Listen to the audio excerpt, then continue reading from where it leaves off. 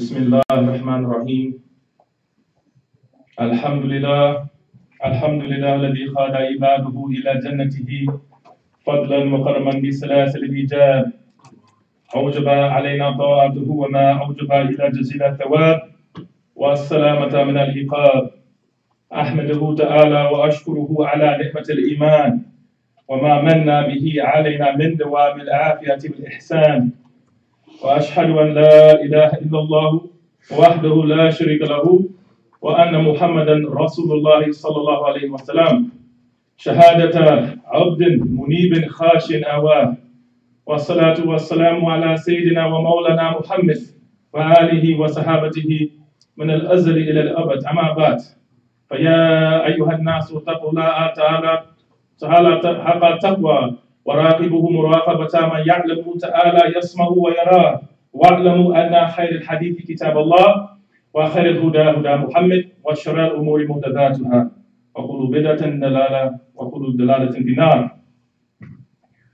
We seek refuge in Allah from the rejected enemy Satan. All praise is due to Allah.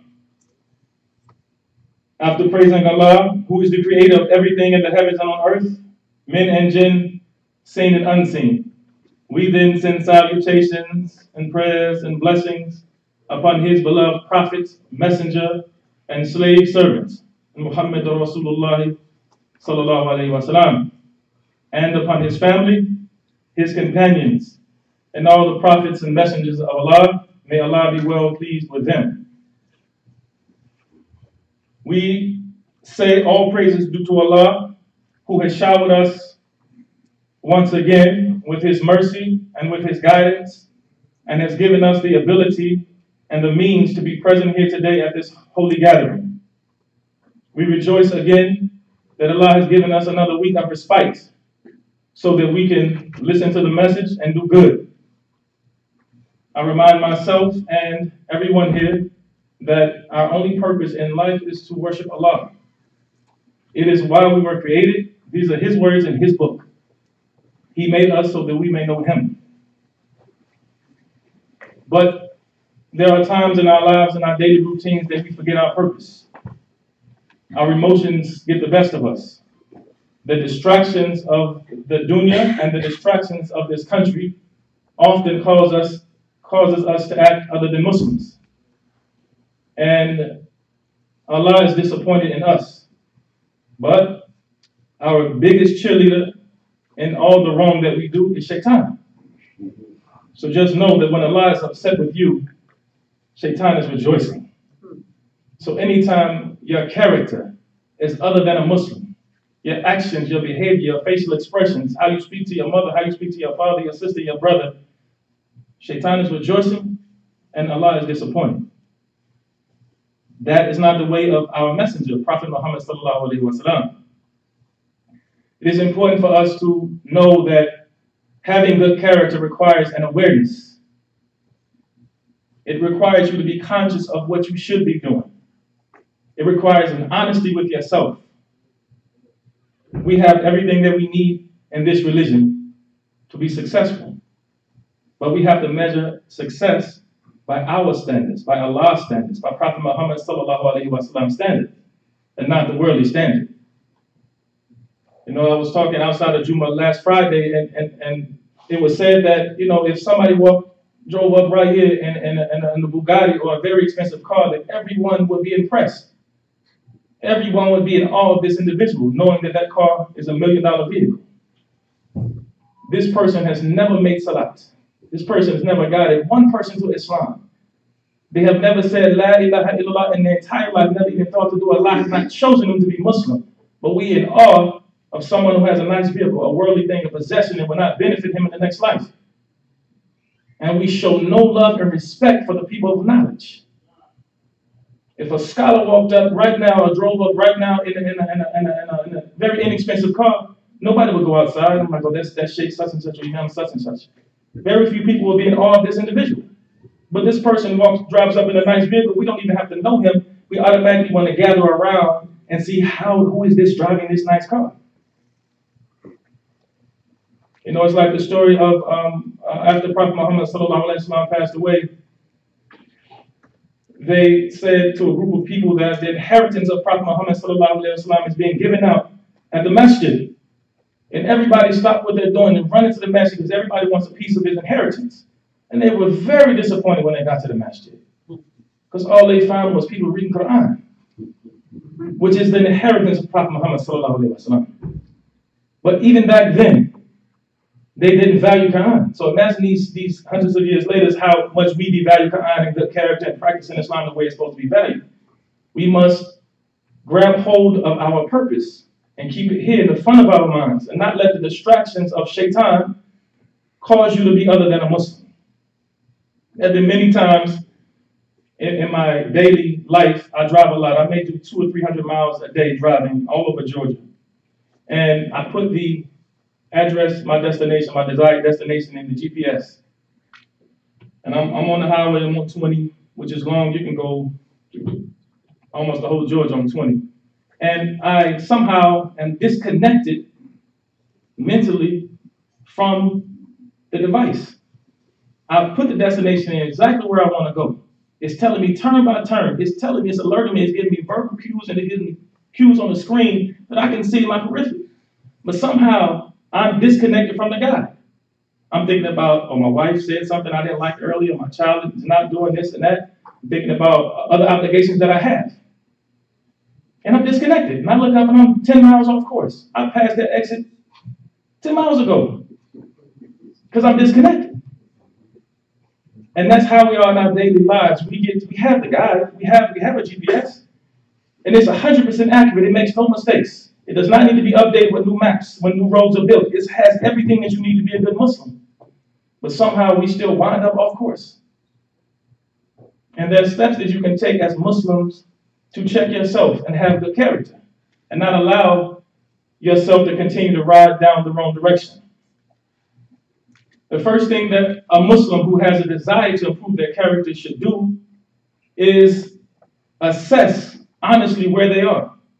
The first thing I have to do is look around, look for a sign, look for something to tell me exactly where I am before I can figure out what I need to do next. But I have to be honest with myself and know that these trees or this, it look familiar, but it may be somewhere else. So I have to look for a sign to tell me where I am. It's honestly assess. You said I make all my salats. But that's you being kind to yourself. You make all your salats, but you make them late. You rush through them. There's a way that you're making your salats. Certain things, oh, I fast in Ramadan. Okay, I don't think like you fast, but you do it in a way that's really not the proper way to fast. I respect my parents. You respect them sometimes, but you have to be honest with yourself in order to really make change. And a lot of times, we conform to the way other people in the world do, or even worse, we conform to the way that other Muslims do, knowing that it's wrong. But because we know few people who are behaving like this, we accept the behavior. Oh, he does it. He's Muslim. She does it. She's Muslim. But you know both of them are wrong. But your comfort is that somebody else is doing it. So once you assess exactly where you are and what you want to change, the next step is to stop bad behavior. You have to stop the bad action. How can I turn the car in the right direction if I'm continuing to go in the wrong direction? Before I can correct my direction in my vehicle, I have to stop before I can even turn it in the right direction. Before I can stop lying, before I can start telling the truth, rather, I have to stop lying. You trying to just turn everything around like this. No, you get that awareness, and then you have to stop the bad behaviors. You know what you should and shouldn't be doing. Before you even attempt to be good, don't try to start coming to the masjid for 5 salats when you're making all your salats at 10 o'clock at night right now. First, focus on getting the 5 salats on time. Then the next step may be trying to get to the masjid for 2 or 3 salats and eventually 5, inshallah. But you have to stop the bad behavior. You get that awareness, that honesty with yourself as to where you are in your character. Then you stop the bad behaviors so that you can eventually go in the next direction. And for me in my life, the best way to stop bad behavior is to remember Allah. Even if you don't want to do any extra recitation of Quran, any extra zikr, just make your 5 salats on time with the earnestness and seriousness and focus that is due to that salat. If you're praying like a robot, saying your Fatiha with no consciousness, saying the surahs from Quran with no consciousness, no awareness, then it's really just exercise for you. There's no benefit because Allah has placed the 5 salats for us to carry us from salat to salat. It is literally supposed to keep us safe, protect us from ourselves, and establish good character. So when you're saying Ihdina Salat al-Mustaqim, you're asking for guidance. Do it with an awareness and an earnestness and a yearning to have guidance. You're asking me for help, but when I extend my hand to you, you pull your hand away. So you're asking Allah, Ihdina Salat al-Mustaqim, every day, all your salats. Now you have to have an awareness in those 5 salats, so inshallah you will have guilt before you do something bad. It's hard to remember Allah and do bad at the same time. It's a challenging thing that for you, somebody to make zuhr here, but even at home, at their workplace, and then leave that room wherever they pray, and then go out and commit sin. Maybe a few hours later, maybe right before Asr, but that should know it's going to help you be conscious that Allah is seeing everything. Allah is present right now. There's never a time that He's not. There's never a time that He's not present. But we don't love enough, and we're for sure not afraid enough. Hell is real. Allah protect us from it.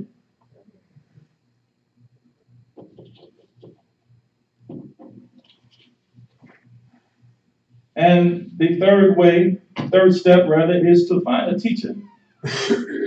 There's a lot of ego involved in adults learning.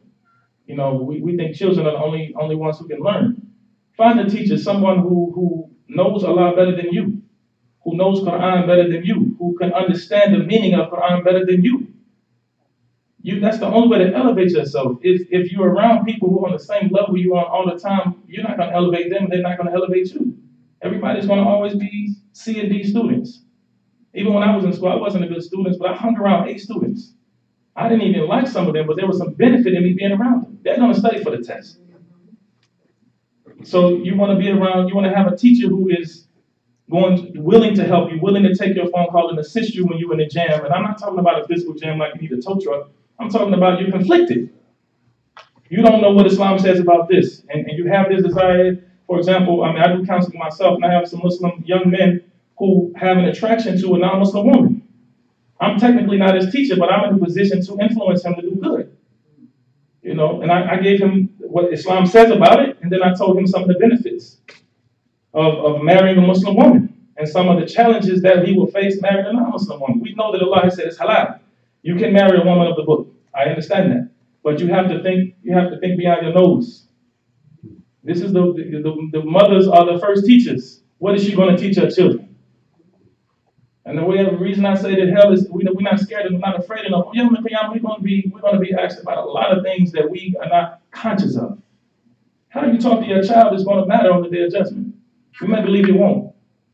Being an unattentive parent is going to matter on the day of judgment. They're going to ask you, why didn't you teach your son this and why didn't you teach your daughter that? You knew it. You had the ability to teach them and you did not teach them. Dawah starts in the home. It starts in the home, and you have men who will go out, women who will go out and teach somebody else's child or do dawah and all in the community, but they will not force their children to make salah. They will not force their daughters to cover. They will not do these things for fear of having some type of conflict with their child. I stress many times up here that I love my children. I don't want to be their friends. Not right now. I swear, that's not my goal. That's not what I'm tasked with, to be their friend. They have friends. They have peers. I'm not their peer. I'm going to teach them. I'm going to enforce Islamic law in the house and outside the house. And you have to conform. And inshallah, Allah will inspire you to conform from fear, potentially initially, but eventually it will be from respect and your own desire.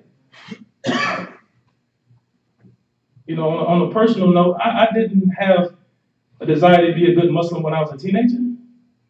I didn't, and I don't even know if my father knows this. I didn't, and I had trouble. I knew a good bit of Quran at the time too, but it just wasn't in me because the dream was so strong. There were times where I was in places that I felt I shouldn't have been, and I had a level of guilt, and I was grateful to Allah for getting me out of certain situations. But it was for fear.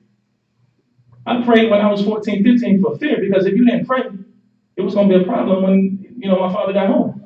It wasn't a whole lot of talking. Now, I'm a counselor, so I talk more than my father did.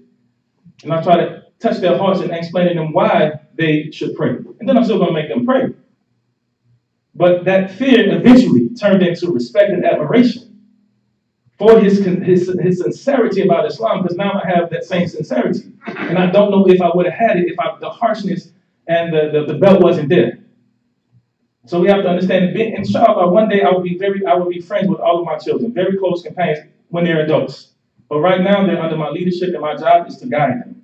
Much like Prophet Muhammad sallallahu alaihi wasallam, he was sent here to guide us. But the next step after finding a teacher is to spend time with people who exhibit the character that you desire. Exhibit that. These people don't have to be your teacher. They just have to have good character.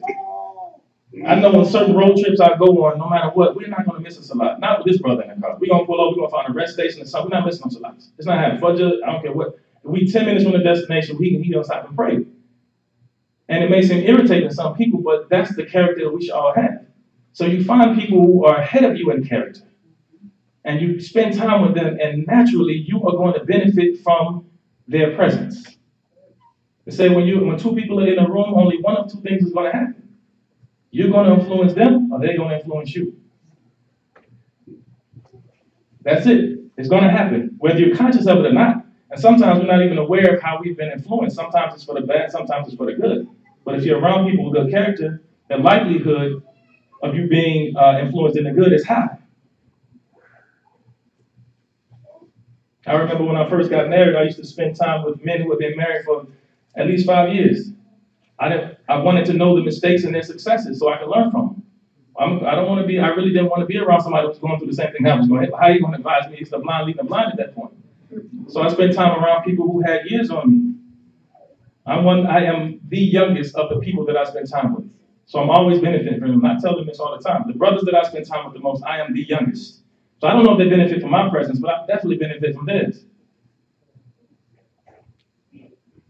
But we have to have that consciousness and desire. If you know, no matter, I played sports in high school, and I had a real good bond with my teammates. And even when we went to college, we would come back into town, and they would call me and say, let's go hang out. And I had like a brotherhood with them. Outside of Islam, I don't want to say they were my friends, but I had a strong emotional bond with them because we did a lot together. We were on the road together, we traveled together. But they were on a different path. And I had to accept that. And I had to literally just stop reaching out to them and stop taking their calls. It wasn't because I didn't like them, it's because I was trying to head a different direction and I had my own struggles. And they weren't helping me get to my destination. So I had to stop spending time with them. So you have to be able to recognize that some of the people that you have an affection for, that you spend major time with, are not beneficial to you. And under their judgment, they will not benefit you in any way. So our desire has to be stronger for good than to please our friends at times. And this is not just for children, because peer pressure applies to adults too. And we're influenced by the people that we spend time with. And the last thing I would say about building good character is to ask Allah on a regular basis for guidance. Ask Allah to elevate you. Ask Him to improve your character and your nearness to Him. And He will do it. He says He answers all prayers. He will do it immediately or He'll do it later on. But it has to be something that you're conscious of or something that you're constantly asking for. And just to give some insight into the benefits of having good character. And the good character, some people say, it's doing good, but that's not the way that Prophet Muhammad sallallahu alaihi wasallam talked about it. He talked about it more in the concept of manners, how you speak to people. Do you smile when you see them? How you laugh, your tone of voice. These are the things that he was talking about. He said you'll be remembered how you carried yourself. That is who you are. And we know that some people carry themselves one way in public and they carry themselves one way at home. Some people are excellent to their families and really kind and gentle with their families, and they go into public and they act otherwise. And the opposite is also true. Some people are extremely kind in public and they present themselves as these pious people, and they go home and they speak to their children and their spouses in a disrespectful way. Now, what we're trying to achieve is true character. Well, we're the same all the time. We say Alhamdulillah Rabbil Alameen whatever state we find ourselves in. If it's a $100 meal or a $10 meal, we say Alhamdulillah Rabbil Alameen. If there's no food, we say Alhamdulillah Rabbil Alameen. Prophet Muhammad sallallahu alaihi wasallam said, nothing is heavier on the day of judgment than good manners. Nothing is heavier on the day of judgment than good manners. And it sounds like a small thing, but manners often go out the window when you're upset. So the main thing that we have to manage is our disappointment and frustration and anger. Many times it's something that we don't have control over, but we've never tried to tame it. We've never tried to control ourselves. It's not a desire that we have. Prophet Muhammad sallallahu alaihi wasallam elsewhere said, the best of you in Islam is those who have good manners, so as long as they maintain an understanding. The best of you in Islam are those who have good character as long as they maintain an understanding. And that understanding is that Allah is Allah and Muhammad sallallahu alaihi wasallam is his final messenger. That you practice Islam, that you perform the 5 pillars. As long as you're doing that and you have good manners, you are the best of creation, the best of us in Islam. Elsewhere, Prophet Muhammad sallallahu alaihi wasallam said, the most beloved slave to Allah is a slave of good manners. It's something that they work on a regular basis.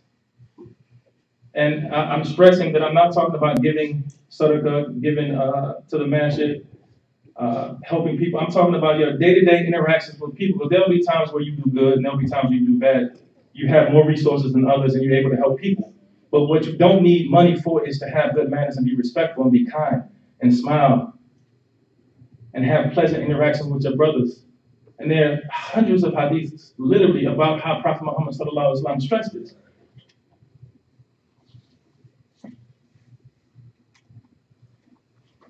Prophet Muhammad sallallahu alaihi wasallam said, if someone has good manners, they may attain the same reward as someone who spends all night in prayer.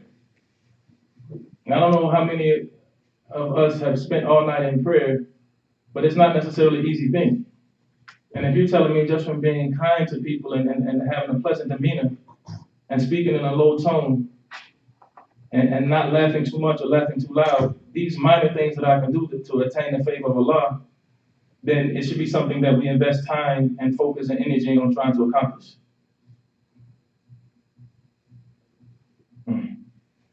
Abu Hurairah said, O Messenger of Allah, what will take a person to Jannah the fastest?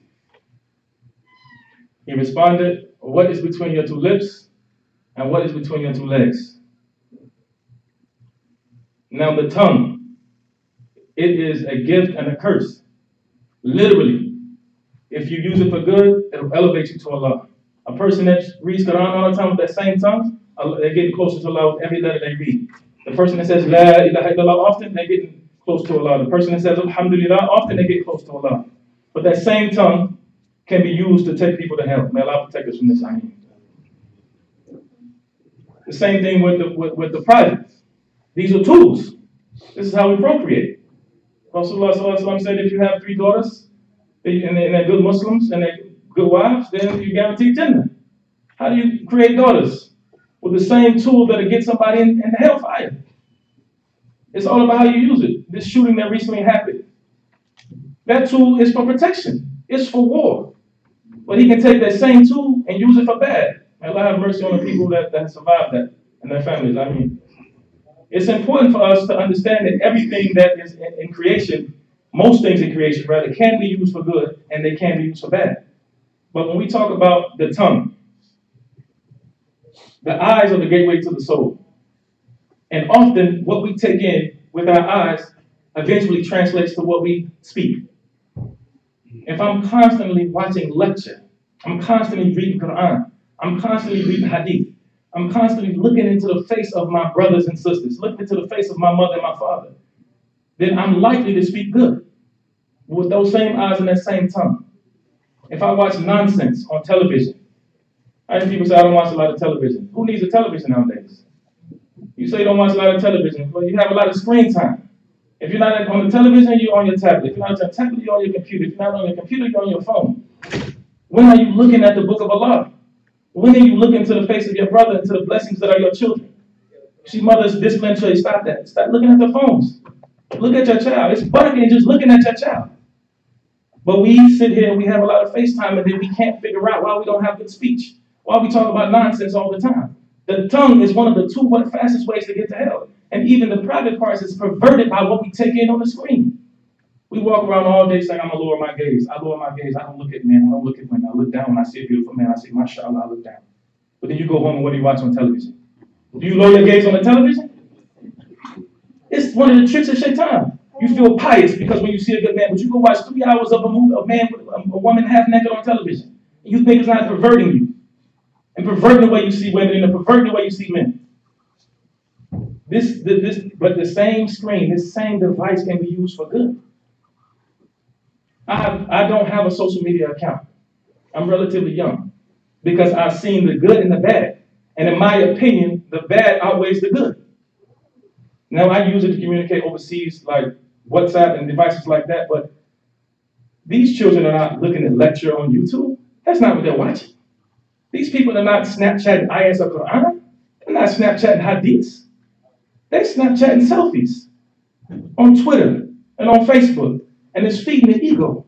Because now I have to go back and check how many people looked at that tweet, how many people commented, how many people liked it, how many followers do I have? Look at the word followers. A celebrity nowadays is judged by how many Twitter followers he has. Followers. That's the merit of who he is. They say a YouTube celebrity. How do you become a YouTube celebrity? I mean, they get money for how many people watch their videos and comment on their videos. So it's in their best interest to make them erotic or something you want to see. It's not in their best interest to teach you Quran and teach you Hadith and give you. That's not in the best interest of somebody who's trying to become a YouTube star or have followers on Twitter. That's not in their best interest. But we're taking this stuff in with our eyes, the gateway to our souls. We're watching these celebrities, people to be celebrated. We're watching them as if they're important to us, as if on Yom Kippur they're gonna help us. I was a follower of him. But you know Yom Kippur, what will help us? Has been followers of Prophet Muhammad sallallahu alaihi wasallam. That's the only thing that will help us. You ask yourself what YouTube channels you subscribe to, who you follow on Twitter. It's an indication of really where you are in your character. And this is a part of that self-assessment. Because nowadays, we are not honest with ourselves because we feel like we don't watch a lot of television. Now, television is really not the issue nowadays. It's not. It's not our biggest enemy. It's this social media. It really is. They're creeping into our homes and they're corrupting our children. How easy it is to hide a phone and roll over and play sleep. It's very easy. It's harder to turn the TV off. I tried that when I was a kid. It's harder to jump up and turn the TV off and jump back in the bed when your father comes home. It is to just throw the phone under the pillow and play sleep. So be honest with yourself about how much screen time you have. We are addicted. We have an addiction to entertainment. We're addicted to entertainment. And the Quran is not entertaining enough for us. It's not. So we would rather watch a movie, watch a show, watch some 10-minute YouTube video than read 10 minutes of Quran. Because we're being entertained. And that's what we've dumbed ourselves down to being. Entertained. We just want to watch the screen because I have a young man I work with, and they asked him, why don't you like to write? And his answer was, I don't like to think. And that's scary. That is scary. At that young age, he's already turned his brain off. But do you have to think when you're watching television or watching these clips on YouTube or Twitter or Facebook, watching somebody else's life, going through their whole timeline on Facebook? Do I have to think? So I'm never training my strongest muscle. I'm never training my brain. It's not something I have to do, but when you read the Quran, you have to think. You have to ponder. You have to really look at what Allah is saying and the many different ways this can be interpreted. And then you have to go out and try to apply it to your life. So when we say that we don't watch a lot of television, it's not true. We have a lot of screen time. We have an addiction to entertainment. We must go out and see the next this or the next that. We feel an obligation to do this. But how many of us feel that same obligation when a new Islamic book comes out? Or feel that same obligation on a weekly or daily basis to pick up the book of Allah? These actions will actually benefit us. At best, this phone and this tablet and this computer, there'll be no benefit. At worst, they will corrupt you. There is literally no harm and only benefit in coming here. There's only benefit in reading Quran. There's only benefit in studying the life of Prophet Muhammad sallallahu alaihi wasallam and the life of his Sahaba. We must increase our time thinking about Allah if we want to have good character. But the screen time makes us numb to thought. It is just we're sheep at that point. Whatever they put on the screen, we're going to take it in.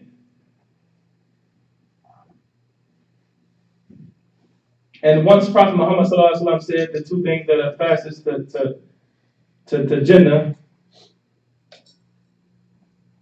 Abu Hurairah asks, what is the quickest way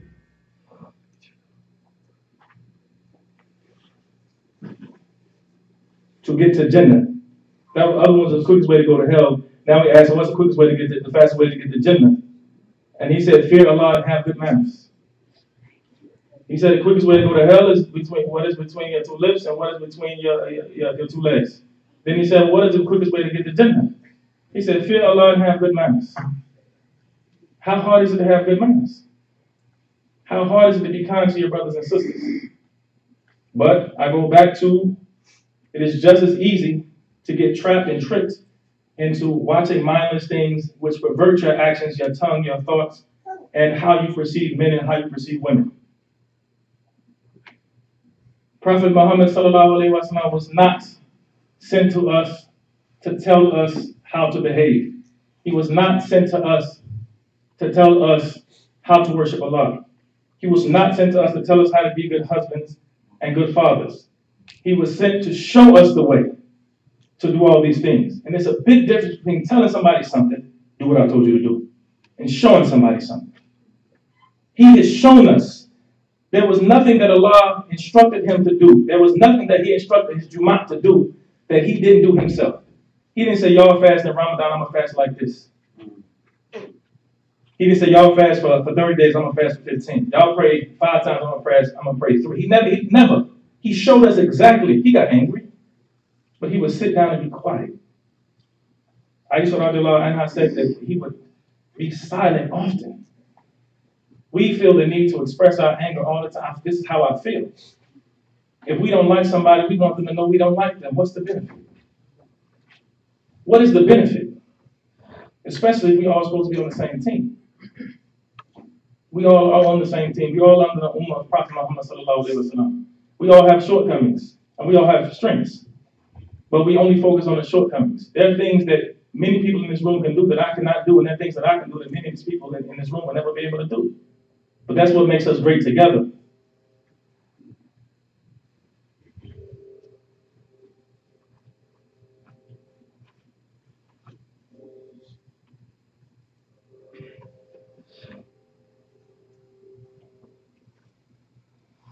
Allah says in the Quran, be modest in thy bearing and subdue thy voice. Lo, the harshest of voices is the voice of the donkey. Now this sounds like something small, but then you put that beside the hadiths about how Prophet Muhammad didn't like loud talk. And he's following the way of Allah. He didn't like loud talk. He didn't like when people spoke loudly. He didn't like when people laughed loudly. He liked it when people spoke in a low tone. He spoke in a low tone himself. Prophet Muhammad said, do not laugh too much, for excessive laughter will deaden the heart.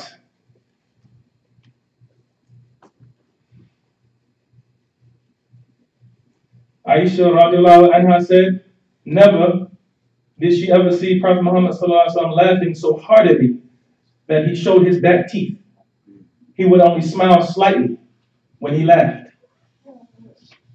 And these hadiths, and I'm intentionally reading them so we can see that when we're watching television, we laugh and we're so out of control with our behavior and how we carry ourselves. It may seem like a small thing, but if Allah put it in the book, what is smallest in the Quran?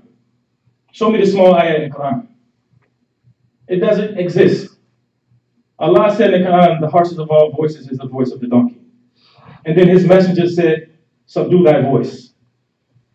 They're telling us how to carry ourselves.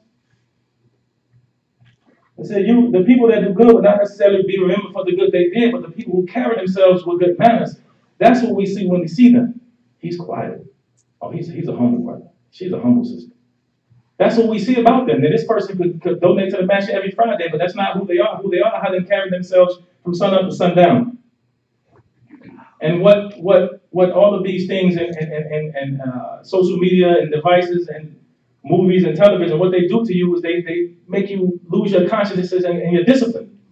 Because it's easy to forget your purpose. It's easy to forget how you're supposed to be carrying yourself when all you take in is people acting otherwise, whether it's your friends, your companions, or the people you go to school with, or the television that you see. So you believe that that is how you're supposed to carry yourself, and that's not who we are. And I stress that Prophet Muhammad ﷺ did not say that we cannot laugh. He said, laugh, but don't laugh too much. But anything in excess is not good. So it's important for us, what he wanted and what he mastered was discipline. There was never a time where he got too high and got too low. Is there ever anything in creation that is so funny that you have to laugh any other way than Prophet Muhammad ﷺ did? Is there ever any a time Prophet Muhammad ﷺ never struck anyone outside of war? When I first heard it, how is that possible?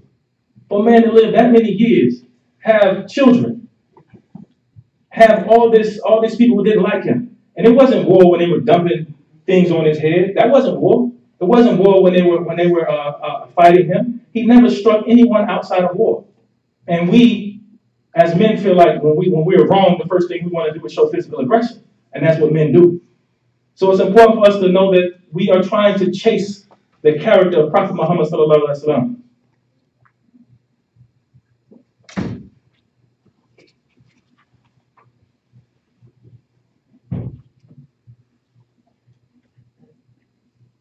There's a story about a pious man who, in his home, he was extremely hungry and he could not find any food, so he left the house to try to seek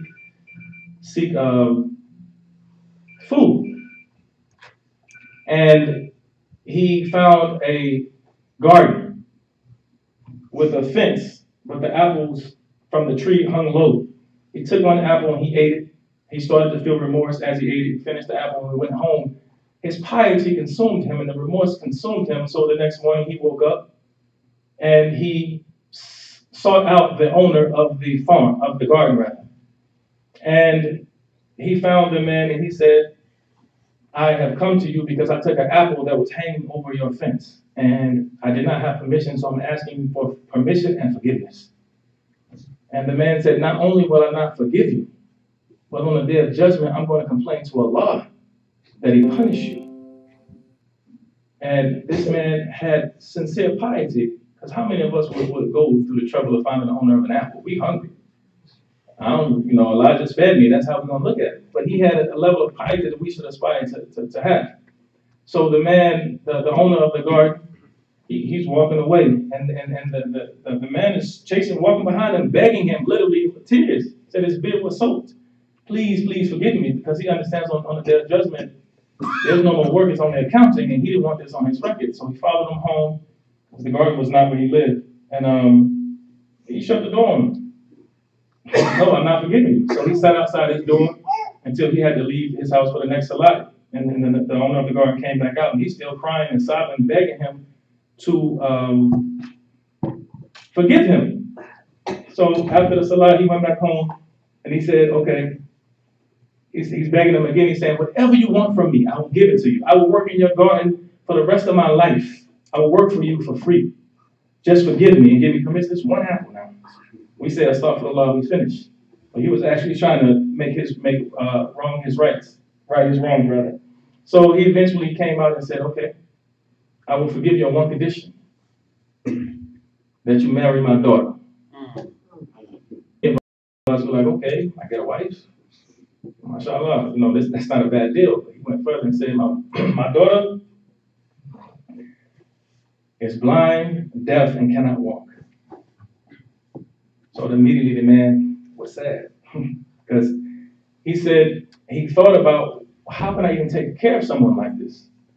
Because that's what he said, I want somebody to take care of my daughter, but this is her condition. So he agreed. He said, I want to be forgiven so bad that I'll agree to this. So they set the wedding for next week. He went home, came back the day of the wedding, and they performed all the rituals that are necessary to be wed, but she wasn't present. So he walked him to the door of his new wife.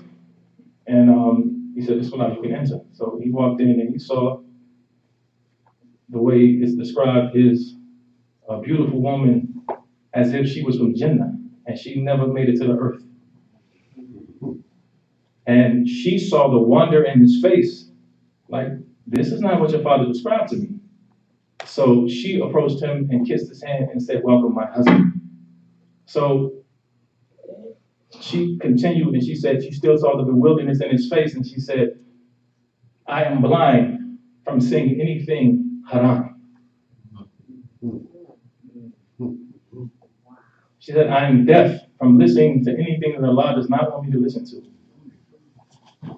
She said, I only speak the truth and I only talk about things that are halal.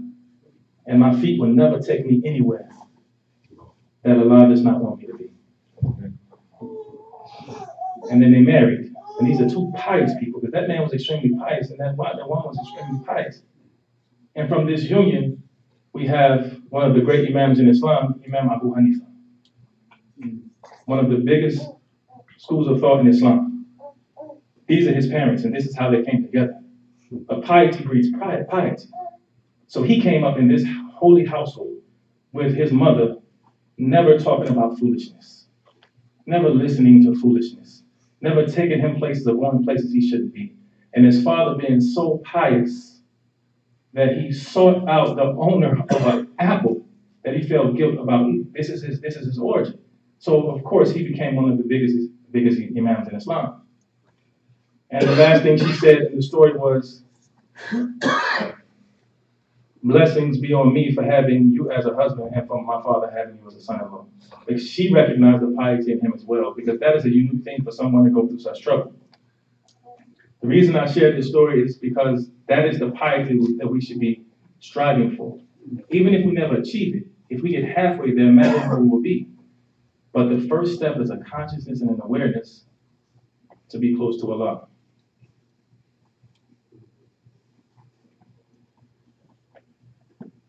ربنا آتنا في الدنيا حسنة وفي الآخرة حسنة وقنا عذاب النار.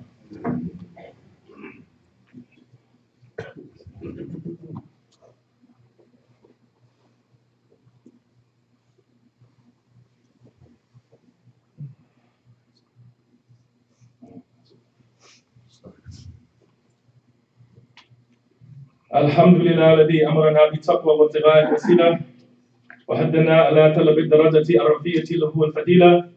أمرنا أمرا بدأ به بنفسه وثنى بملائكة قدسه وثلث بالمؤمنين من جنه وعنسه. قال تشريفا لنبيه وتكريما إن الله وملائكته يصلون على النبي يا أيها الذين آمنوا صلوا عليه وسلموا تسليما. Often when we try to correct people, especially young people, their response is, everybody's doing it, even Muslims. But I want to remind us of how dangerous that is. It is extremely dangerous for your bar to be set based on what someone else is doing, even a Muslim, when we know right from wrong. Now, Allah has warned us against being followers of the masses. Everybody is doing is not necessarily a good thing, and we have to recognize that. In the Quran, Allah mentions most, a lot, but it's mostly in a negative way. Most of them. And most, Allah says in the Quran, and however, most people do not know. He says, and most people do not show gratitude. Allah says, and most people don't believe. Allah then says, most of you are definitely disobedient. He says, but most of them behave ignorantly. But most of them know not the truth, and so they turn away. So do we really want to be among the most? Being the most is like being, is it necessary? Most people in creation will be in hell.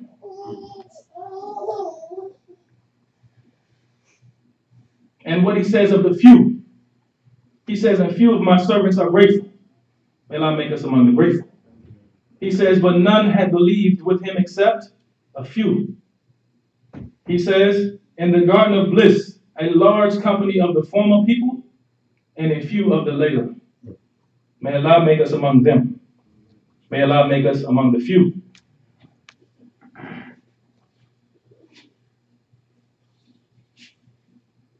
Prophet Muhammad sallallahu alaihi wasallam, he is our guide. As I said earlier, he was sent to us to show us the way to behave, to show us every facet of life.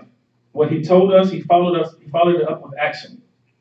I think the last khutbah I did was the last Friday of a month, and I'm here again, and I wanted to remind everyone about the visitation of the cemetery this Sunday. We leave here at 11:30. I remind us again, and that's really all we can do. Allah guides people. I can remind somebody about Jumu'ah 1,000 times until Allah puts it in the heart, they'll never come here. So I'm reminding you again that we will all face death. It is our common lot. We were born to die. We will die, and we will be helpless. The only thing, it said in Jannah, a person's station is elevated, and he asks, why am I being elevated? He said, because the people on earth have not forgotten about you, and they continue to pray for you. And there's no one in this room that won't need it. Not one, and we will need it on the day of judgment. Because how many apples have we eaten and not sought out the owner? Just think about it. I went straight to my childhood and how many things I did that I asked for repentance and we asked Allah to forgive us. But we will want to be elevated. Some people will not even be in heaven, and the du'as of the people will eventually, over time, get them out. So just remember, we need this. What I'm asking you to do, what Allah is asking us to do, is pray for the people that preceded us in death. Because in turn, we're going to want them and need them to pray for us as well. And I never stand before you and not mention the benefit of praying for Prophet Muhammad sallallahu alaihi wasallam. There's more benefit in praying for him than it is for praying for your mother and your father. There is no other person in creation that it benefits you more to pray for than Prophet Muhammad sallallahu alaihi wasallam. And much like Allah does not need your salat, his messenger, who he gave everything, does not need your dua. It is for you. It increases you because Allah has said that he and his angels are praying for Prophet Muhammad, and he instructed you as an order to do the same. This is not a suggestion. This is a command from Allah to pray for his messenger.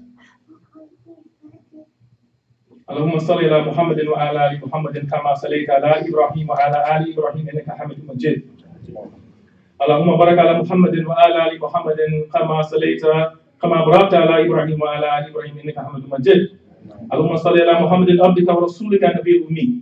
اللهم صل على سيدنا محمد الفاتح لما أغلق وخاتم لما سبق ناصر الحق بالحق والهادي إلى صراط المستقيم وعلى آله حق قدره ومقداره العظيم. ربنا آتنا في الدنيا حسنة وفي الآخرة حسنة وقنا عذاب النار. ربنا لا تؤاخذنا إن نسينا وأخطأنا. ربنا ولا تحمل علينا إصرا كما حملته على الذين من قبلنا. ربنا ولا تحملنا ما لا طاقة لنا به واعف عنا واغفر لنا وارحمنا أنت مولانا فانصرنا على القوم الكافرين. ربنا لا تزغ قلوبنا بعد إذ هديتنا وهب لنا من لدنك الرحمة إنك أنت الوهاب. ربنا إننا سمعنا مناديا ينادي للإيمان أن آمنوا بربكم فآمنا واغفر لنا ولوالدنا ولأشياخنا ولمن سبقنا بالإيمان وللمؤمنين والمسلمين والمسلمات الأحياء منهم والأموات. اللهم ارفعنا عن الجهد والجوع والعري واكشف عنا من بالله ما لا يكشف الغرب. اللهم فرج أمة سيدنا محمد. اللهم فرج أمة سيدنا محمد. اللهم فرج أمة سيدنا محمد. عباد الله عباد الله عباد الله إن الله يأمر بالعدل والإحسان وإيتاء ذي القربى وينهى عن الفحشاء والمنكر والبغي يعظكم لعلكم تذكرون. May Allah reward us for our best and forgive us for our worst. May Allah make it easy for us to have the character. May Allah make all of our actions for Allah, to Allah, and in Allah. أقول قولي هذا وأستغفر الله لي ولكم. اللهم إنك عفو تحب العفو فاعف عنا. Oh Allah, you are the pardoner, and you love to pardon. So pardon us. Kima salat.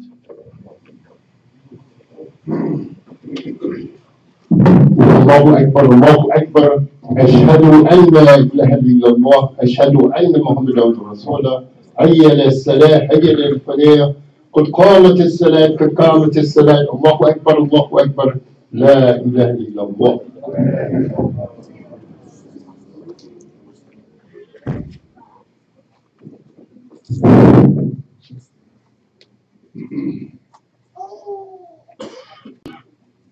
الله أكبر.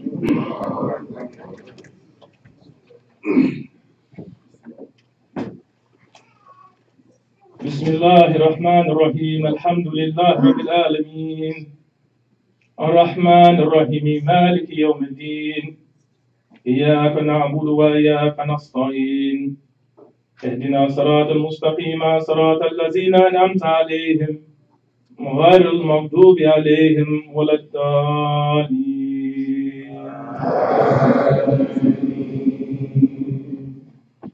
لو أنزلنا هذا القرآن على جبل رأيته خاشعا متصدعا من خشية الله وتلك الأمثال نضربها للناس لعلهم يتفكرون. هو الله الذي لا إله إلا هو عالم الغيب والشهادة هو الرحمن الرحيم. هو الله الذي لا إله إلا هو الملك القدوس السلام المؤمن المهيمن العزيز الجبار المتكبر سبحان الله عما يشركون. هو الله الخالق البارئ المصور له الأسماء الحسنى يسبح له ما في السماوات والأرض وهو العزيز الحكيم. الله أكبر.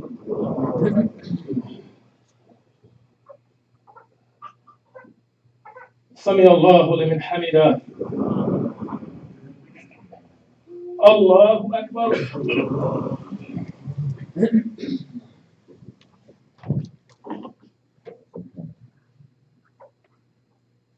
الله أكبر. الله أكبر.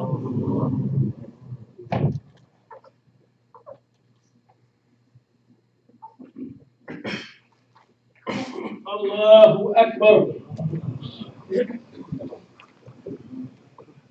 بسم الله الرحمن الرحيم الحمد لله رب العالمين الرحمن الرحيم مالك يوم الدين إياك نعبد وإياك نستعين اهدنا صراط المستقيم صراط الذين أنعمت عليهم غير المغضوب عليهم ولا الضالين.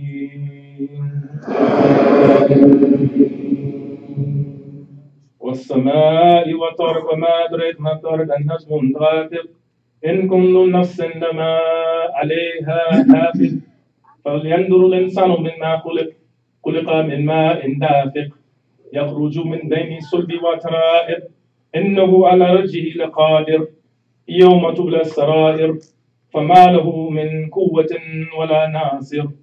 والسماء ذات رجيف والأرض ذات صدع إنه لقول فصل وما هو بالهزل إنهم يكيدون كيدا وأكيد كيدا فماهل الكافرين أمهلهم رويدا. الله أكبر.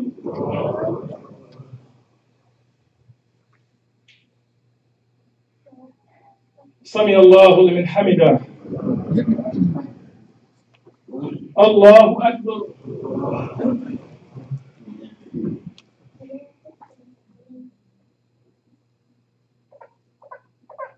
الله أكبر. الله أكبر.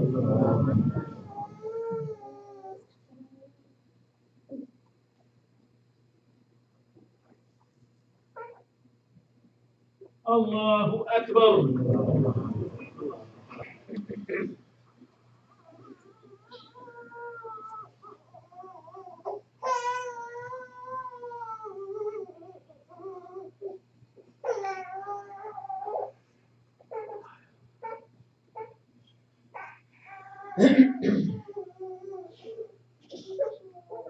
السلام عليكم ورحمة الله. السلام عليكم ورحمة الله.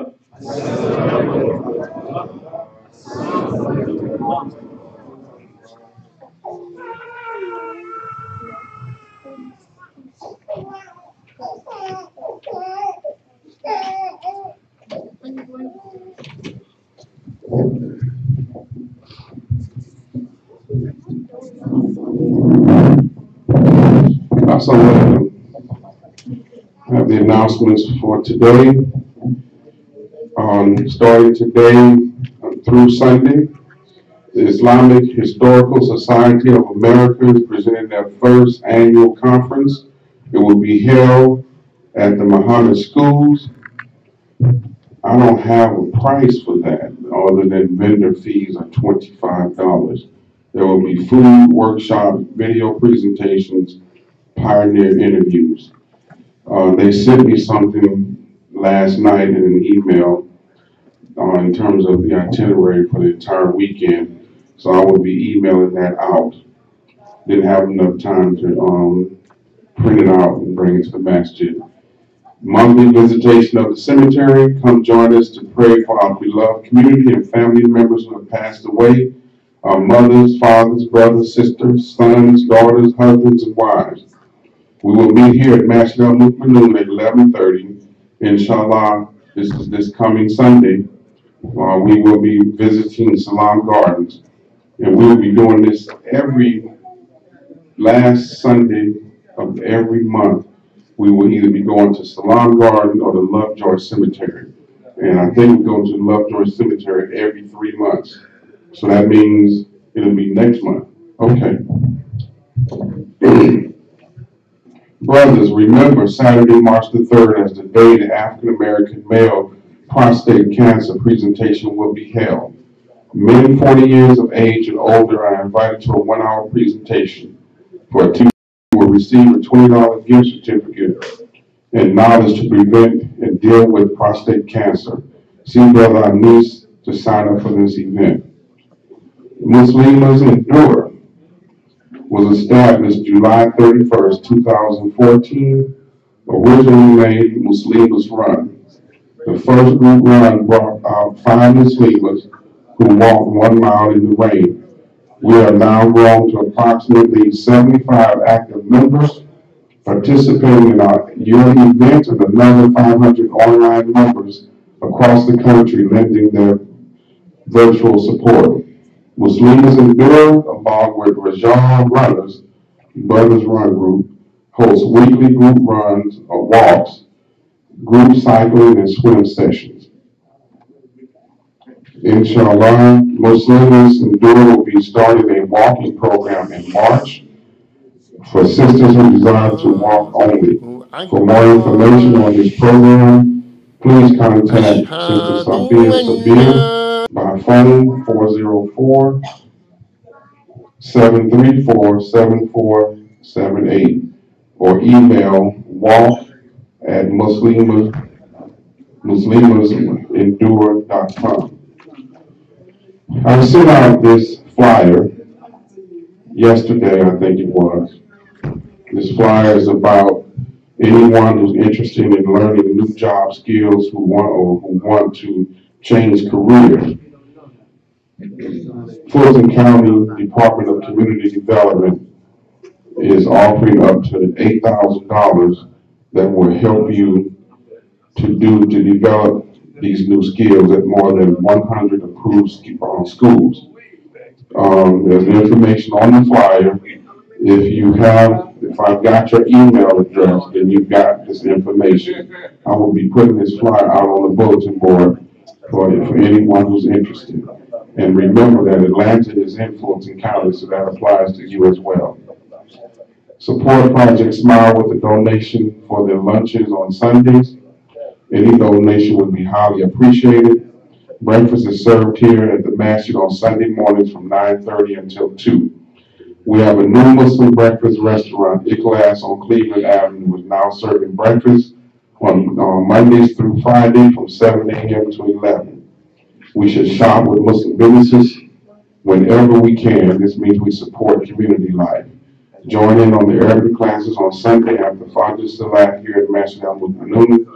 Brothers, we still are raising money to finish the project in the brothers' rooms area and bathroom.